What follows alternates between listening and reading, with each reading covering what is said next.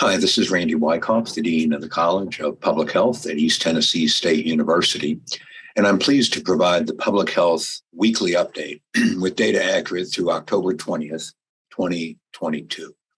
This week, I'm going to talk about a very important and evolving topic, plastics. Well, there are a lot of issues around plastics, and this won't be the only week I deal with them, but this week I want to focus on them particularly. You all know that plastics are synthetic or semi-synthetic. They're a part of a tremendous number of consumer products.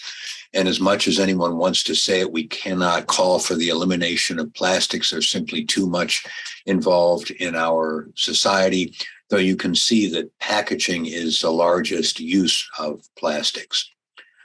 They're derived from fossil fuels. But one of the things that surprised me was that plastics weren't around before 1950, and the rapid rate of growth of how much we use them is really quite surprising. It's estimated that over 400 million tons of plastic were produced in 2020, and if the current trends continue, if we don't do anything about it, it'll reach over 1,200 million tons by 2050. But the issue I want to talk about today is just one subset of the issues associated with plastic, and that is, are microplastics a health threat? They're in the news a lot, so let's ask the question, are they a health threat? Well, first of all, what are they? Microplastics are simply very small pieces of plastic, as you might imagine. There's two types. There's primary microplastics, that is a plastic that is produced specifically to be small, and used in cosmetics and microfibers for clothing and so on. And there's all sorts of different examples. And then there's secondary microplastics, which are plastics that were produced to be large, but they break down over time from the sun's radiation, ocean waves, physical degradation, and so on.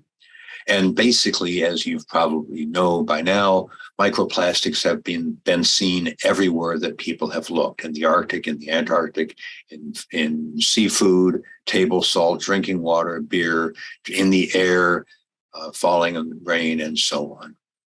And of course, unfortunately, like all plastics, they take hundreds of years to degrade. As someone said, they break up, but they don't break down. Now, what's worrisome, of course, is that these microplastics end up in our body.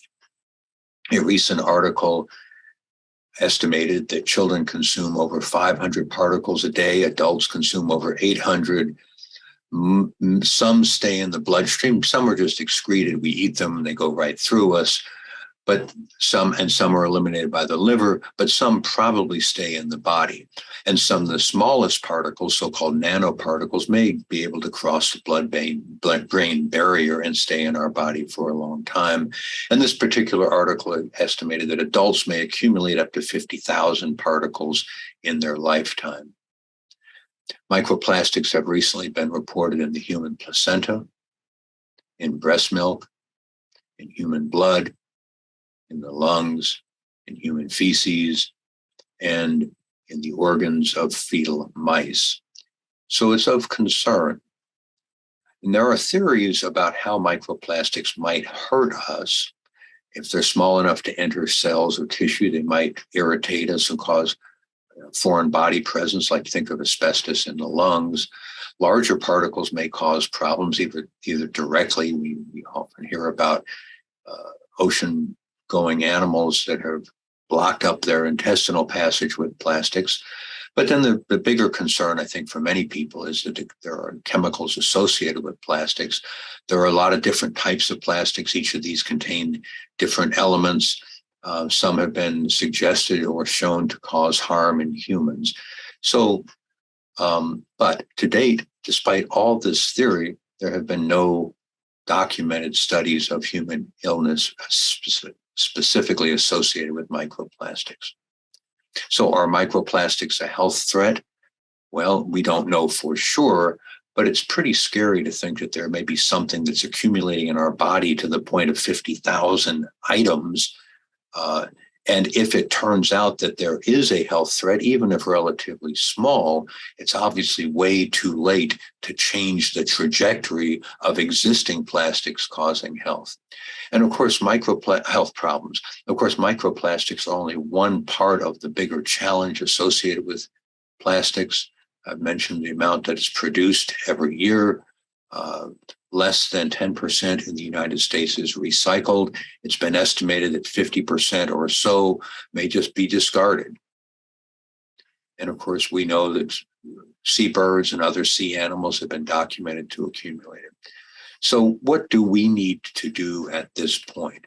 Well, obviously, the most important thing, at least in my mind, is we need to start studying, advancing our studies, because if it turns out that microplastics do cause some sort of illness in humans, as I say, by this point, we are all exposed pretty significantly.